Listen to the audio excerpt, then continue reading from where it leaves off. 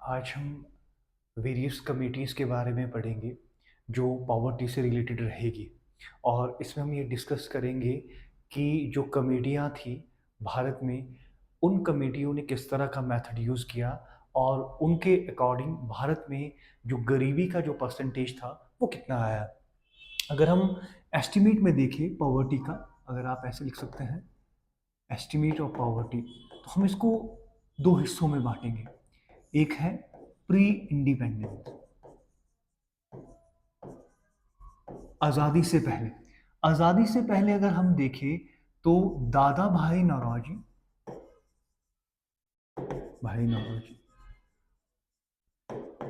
दादा भाई नौरोजी की एक बुक थी, उसमें पॉवर्टी, ये बुक का नाम जो मैं यहाँ पे लिख रहा हूँ, पॉवर्टी एंड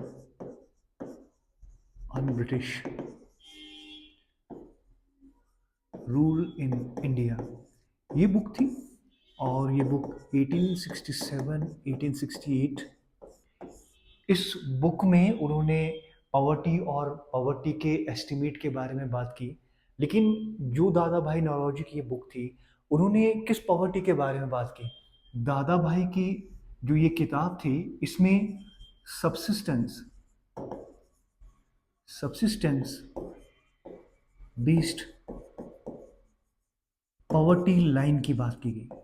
अब जो इनकी बुक थी, इसमें ये भी बताया गया था कि पर कैपिटा और पर डे के अलावा यहाँ पर ईयर और पर कैपिटा कितना, एक आदमी को कितना अमाउंट की रिक्वायरमेंट रहती है उसे अपने जीवन जीने के लिए।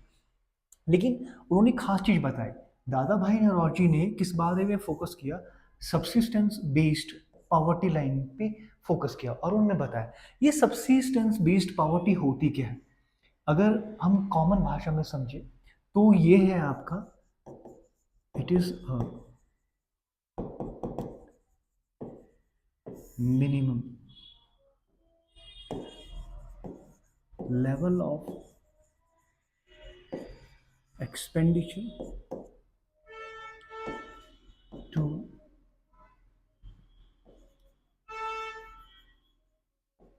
Fulfil their basic needs. अब यहाँ पर क्या है, सब्सिस्टेंस बेस्ड पॉवर्टी लाइन का मतलब क्या है कि मिनिमम लेवल, मतलब इतना आपका इनकम होना चाहिए जिसमें एक इंसान, एक ह्यूमन अपना बेसिक नीड फुलफिल कर पाए। ये बेसिक नीड में क्या आता है? बेसिक नीड में आपके पास आता है फूड, क्लोथ और शेल्टर, रोटी, कपड़ा और मकान। तो ये दादा भाई नौरोजी का पूरा कॉन्सेप्ट था। दादा भाई नौरोजी ने 1867 और 1868 के आसपास जो अपनी किताब poverty and un British rule in India, उसमें किस बारे में बात किया? सब्सिस्टेंस बेस्ड पॉवर्टी लाइन के बारे में बात किया। और ये जो सब्सिस्टेंस बेस्ड पॉवर्टी लाइन है, ये क्या कहती है? ये कहती है कि एक आदमी को मिनिमम, उसको जीने के लिए या उसकी जो मिनिमम नीड्स होती हैं उसको पूरा करने के लिए कितना अमाउंट चाहिए होगा या कितना उसको एक्सपेंडिचर या उसको कितना खर्च करना पड़ेगा। तो ये सबसे पहला, अगर आप देखा जाए, एस्टिमेट है आपका आज़ादी से पहले वाला, प्री इंडिपेंडेंस हम इसको क्या बोलेंगे? एस्टिमेट बोलेंगे।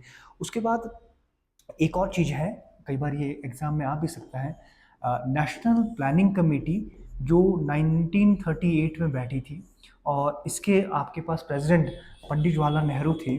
उन्होंने भी एक हल्का सा एस्टिमेट पॉवर्टी के बारे में निकाला था और दिया था, लेकिन ये इतना ज़्यादा ज़रूरी नहीं है। लेकिन कई बार आपने ध्यान में रखना कि 1938 में एक नेशनल प्लानिंग कमेटी बैठी थी जिसकी अध्यक्षता पंडित जवाहरलाल नेहरू ने की थी। तो उन्होंने भी पॉवर्टी के बारे में यहाँ पर बात की थी। लेकिन ज़्यादा ज़रूरी हम लोग के लिए यहाँ पर क्या है? दादा भाई नौरोजी का कौन सा कॉन्सेप्ट आपके पास? सब्सिस्टेंस बेस्ड पॉवर्टी लाइन वाला। इसके बाद हम अगले पेज में चलेंगे तो हम ये देखेंगे कि पोस्ट इंडिपेंडेंट, अब यहाँ पर जो ये जो कमेटियाँ हैं, ये काफ़ी ज़्यादा आप लोगों के लिए इम्पॉर्टेंट है। मतलब आज़ादी के बाद ऐसी कौन सी कमेटियाँ जो बहुत ज़्यादा इम्पॉर्टेंट रहने वाली है, जिन्होंने बहुत सारे मेथड यूज़ किए और मेथड यूज़ करने के साथ उन्होंने भारत के अंदर ये भी मापा कि भारत के अंदर गरीबी कितनी है। तो इसमें अगर हम देखें, सबसे पहली जो कमेटी आती है, कमेटी नंबर 1, हम इसको लिख लेंगे VM Dandekar and Nilkanth Ratna committee. पहली कमेटी है VM Dandekar and Nilkanth Ratna committee या रत्न कमेटी, ये वाली कमेटी। आप इसको ऐसे लिख सकते हैं। अगर आपने इसको लिखना है, मैं थोड़ा सा साइड में हट जाता हूँ।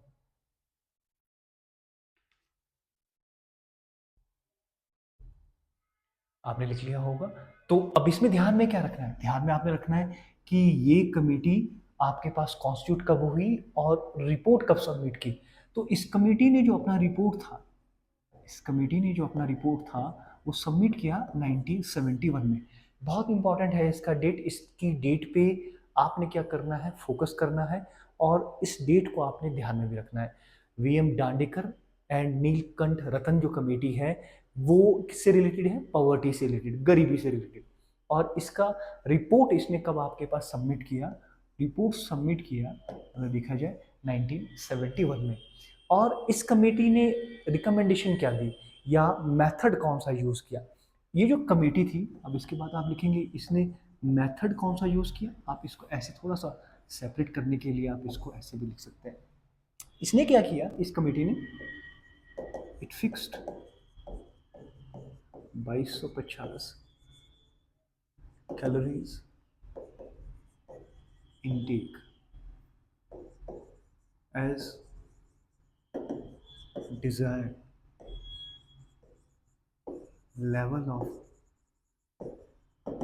nutrition per capita per day। आप लिख सकते हैं इसको, आप इसका स्क्रीनशॉट भी लिख सकते हैं और लिख भी सकते हैं। आपने लिख लिया होगा। तो यहां पर इस कमेटी ने क्या कहा? इस कमेटी ने जो पॉवर्टी थी वो पॉवर्टी किस आधार पर निकाली?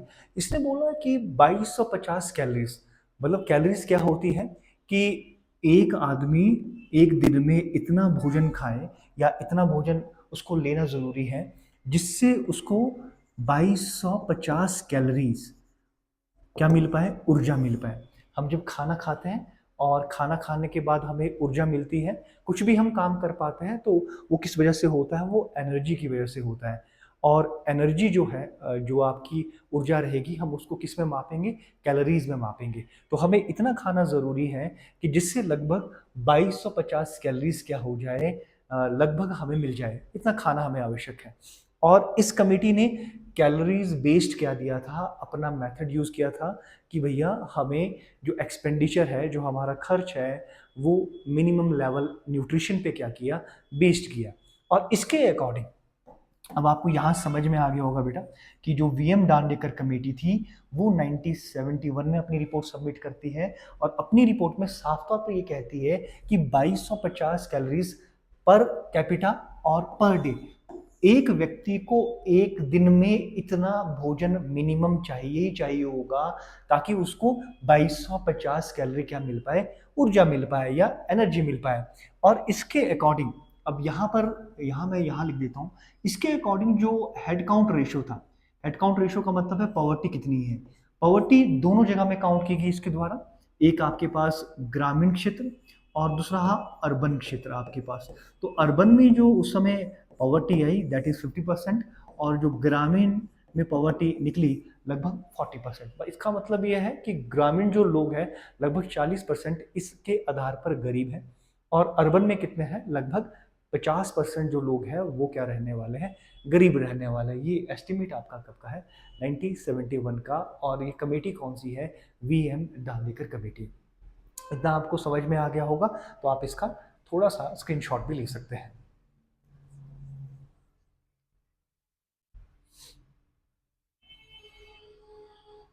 आपने ले लिया होगा। और इसके बाद जो सेकंड कमेटी है उसको हम डिस्कस करेंगे। ये सेकंड कमेटी वाई के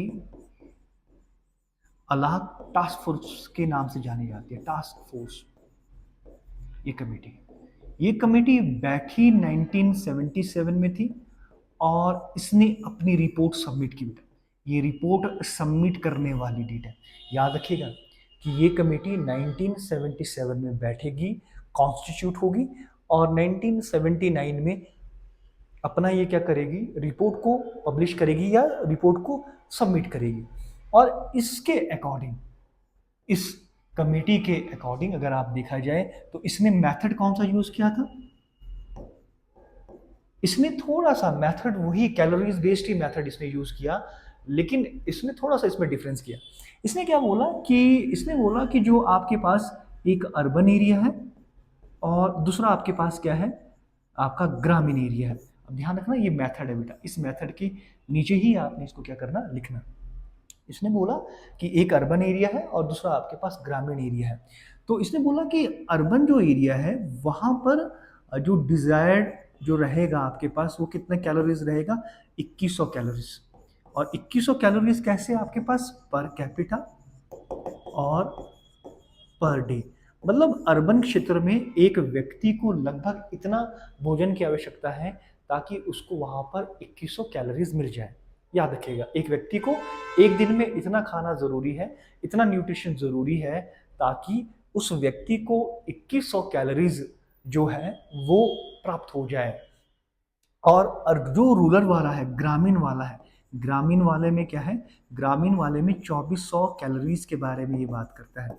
और ये बोलता है पर कैपिटा और पर डे, कि जो ग्रामीण वाले क्षेत्र वाले लोग हैं वहाँ फिजिकल काम ज़्यादा करना पड़ता है, इसीलिए जो मिनिमम न्यूट्रिशन का जो लेवल है वो उनके लिए थोड़ा सा ज़्यादा रहने वाला है। तो ये कई बार यहाँ से पेपर में भी सवाल आ जाता है कि किस कमेटी ने अर्बन और जो ग्रामीण क्षेत्र है उनके लिए अलग से कैलोरीज बेस्ड मेथड का यूज़ किया था। वो सबसे पहले वाई के अलाक टास्क फोर्स है जो 1977 में आपके पास बैठी और 1979 में इस वाई के अलाक टास्क फोर्स की कमेटी ने जो मेथड यूज़ किया उस मेथड में क्या है, अर्बन के लिए कितना कहा इसने, 2100 कैलोरीज, और जो ग्रामीण क्षेत्र है उसके लिए कितना कहा, 24 कैलोरीज। इन दोनों में डिफरेंस इसलिए है क्योंकि जो आपके पास ग्रामीण क्षेत्र वाला आदमी है उसको ज़्यादा फिजिकल वर्क करना पड़ता है, they have to do more physical work rather than, अगर हम इसको कंपेयर करेंगे किसके साथ, अर्बन एरिया में रहने वाले कोई भी पर्सन के साथ। तो ये पूरी कमेटी थी। अब आप इसमें जो बोलेंगे कि इसके अकॉर्डिंग कितनी पॉवर्टी गरीबी है, तो इसके एस्टिमेट जनरली नहीं दिए गए, आप गूगल पे जाकर देख सकते हैं तो शायद वहाँ पे कुछ आंकड़े दिए हो, लेकिन इतना प्रॉपर इसके कमेटी के द्वारा इतना एस्टिमेट नहीं दिया गया। तो आप इसका स्क्रीनशॉट ले सकते हैं या इसको देख सकते हैं। उसके बाद हम थर्ड कमेटी की तरफ जाएंगे।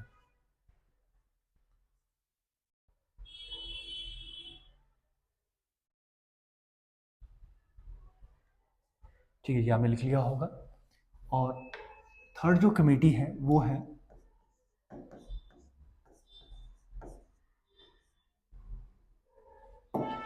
DT लक्कड़वाला committee.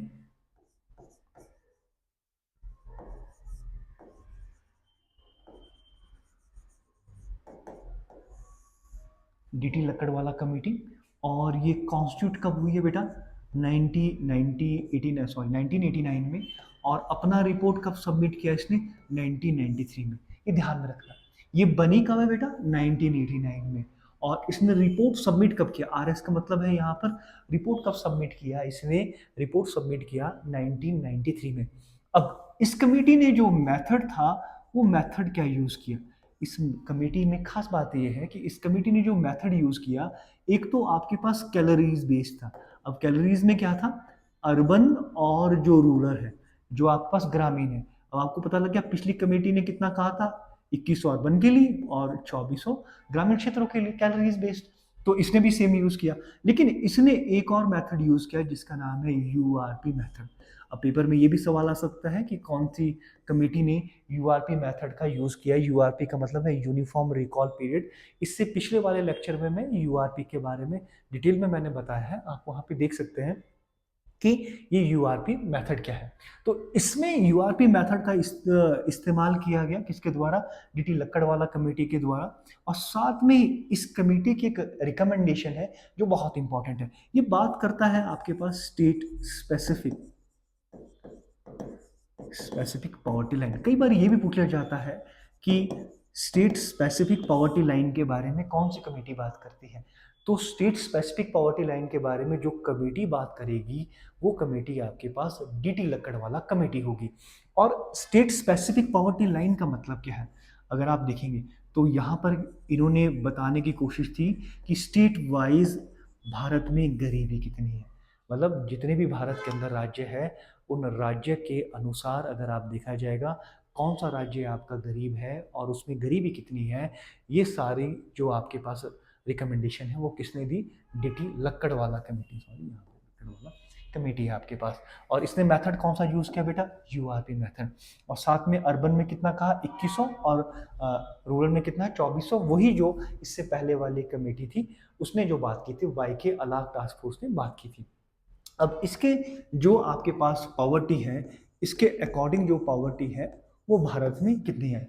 अब यहाँ समझने वाली बात ये है बेटा कि हमने पिछले वाले में एस्टिमेट नहीं लिया, उससे पिछले वाले में हमारे पास एस्टिमेट था, लेकिन इस वाले में डीटी लक्कड़वाला कमेटी में हम लोगों के पास क्या है, एस्टिमेट रहने वाला है। और ये एस्टिमेट लगभग कितना रहने वाला है, that is 54.9% all India level पे, कि भारत के अंदर ऑल इंडिया लेवल पे कितनी आपके पास गरीबी है, पॉवर्टी है। लगभग 54.9% जो भारत में लोग हैं वो गरीबी की रेखा से नीचे आते हैं, या इसको हम हेड काउंट रेशो कहते हैं कि भारत में 54.9% जो पीपल है वो कैसे है, गरीब है। तो ये थर्ड कमेटी थी। और उसके बाद चौथी कमेटी है वो सुरेश तेंदुलकर कमेटी है। सचिन तेंदुलकर मत कर देना, सुरेश तेंदुलकर कमेटी।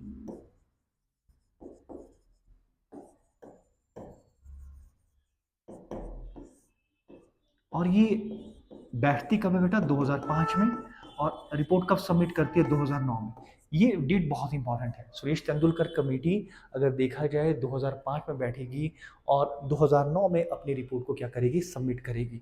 अब ये मेथड कौन सा यूज करेगी, मैं यहाँ पे थोड़ा सा इसको मैं अगर साफ कर दूं हल्का सा, कोई दिक्कत तो नहीं होगी। अब इसने मेथड कौन सा यूज किया, अब देखो यहाँ पर जो मेथड था इसके द्वारा यूज किया, इस कमेटी ने यूज किया एमआरपी। अगर देखा जाए एमआरपी मेथड, एमआरपी मेथड मैंने पिछली बार आपको सॉरी पिछले लेक्चर में मैंने आपको एमआरपी मेथड बताया है। इसके बाद एक एमएमआरपी मेथड भी है, मिक्स्ड मॉडिफाइड या मॉडिफाइड मिक्स्ड रिकॉल पीरियड। ये मिक्स्ड रिकॉल पीरियड मेथड आता है, ये मेथड इन्होंने यूज़ किया। और साथ में इसमें कैलोरीज बेस्ड तो था ही, और इसमें एक और चीज़ की गई कि इसमें हेल्थ और एजुकेशन दो चीज़ें इसमें और इंक्लूड की गई। क्या क्या इंक्लूड किया गया बेटा, हेल्थ और एजुकेशन को भी यहाँ पर इंक्लूड किया गया। जब इन्होंने पॉवर्टी निकाली तो यहाँ पर ये दोनों चीज़ें क्या की गई, इंक्लूड की गई। हेल्थ और एजुकेशन पे भी एक्सपेंसेस होते हैं, वो यहाँ पर क्या किया गया, इन्होंने ये वाला मेथड भी यूज़ किया। अब यहाँ प्रॉब्लम क्या आती है, यहाँ पर इस समय दो डेटाज आते हैं पॉवर्टी के। एक तो होता है एनएसएसओ का 61st सर्वे, और इसके अकॉर्डिंग जो पॉवर्टी आती है वो आती है 21.8% आती है।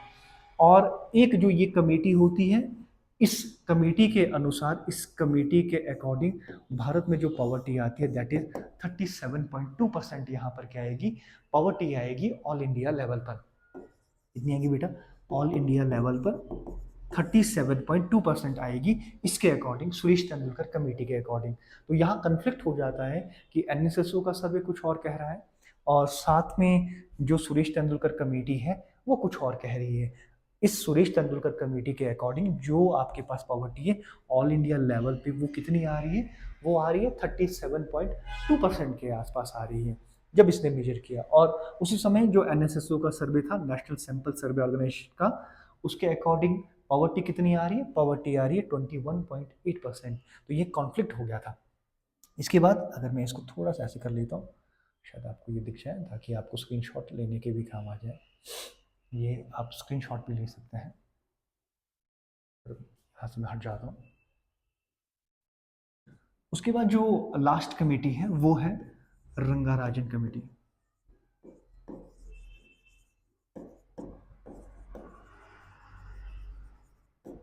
ये कमेटी 2012 में बैठती है और 2014 में अपनी रिपोर्ट सबमिट करती है।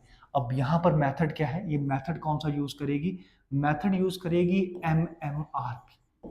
ये एमएमआरपी मॉडिफाइड मिक्स रिकॉल पीरियड को यूज़ करेगी और इसके यूज़ करने के साथ साथ ये क्या करेगी, अभी तक हम क्या कर रहे थे, कैलोरीज बेस्ड भी था, इसमें क्या है साथ में फैट प्लस प्रोटीन, ये इसमें इन चीज़ों को भी क्या किया जाएगा, न्यूट्रिशन में क्या किया जाएगा, ऐड किया जाएगा और इसका भी क्या देखा जाएगा, इसके आधार पर भी क्या है आपके मोटे मोटे तौर पर इसको भी यूज़ किया जाएगा पॉवर्टी का एस्टिमेट निकालने के लिए।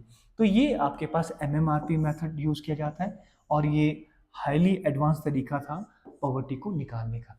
और इस एमएमआरपी मेथड निकालने के बाद या सारी चीज़ निकालने के बाद जो ऑल ओवर इंडिया है, ऑल ओवर इंडिया में जो पॉवर्टी का जो आपके पास एस्टिमेट है वो कितना आता है, वो आता है 29.5% आता है। तो ये हमने सारी कमेटियाँ देख ली, जिन कमेटियों की हमने मेथड देख लिया कि इन कमेटियों ने किस तरह का मेथड यूज़ किया और पॉवर्टी कितनी आई।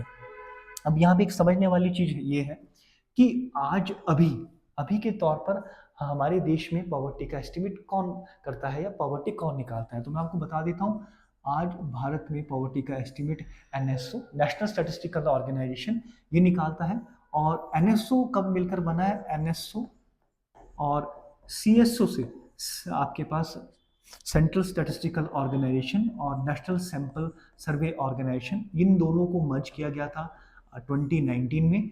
और इन दोनों को मर्ज करने के बाद किसका गठन हुआ, किसको बनाया गया, हमने बनाया 2019 में एनएसओ बनाया, नेशनल स्टैटिस्टिकल ऑर्गेनाइजेशन बनाया और ये दोनों को कंबाइन करके बनाया गया। बोथ आर कंबाइन आपके पास कब किए गए, इन 2019 एंड फॉर्म एनएसओ।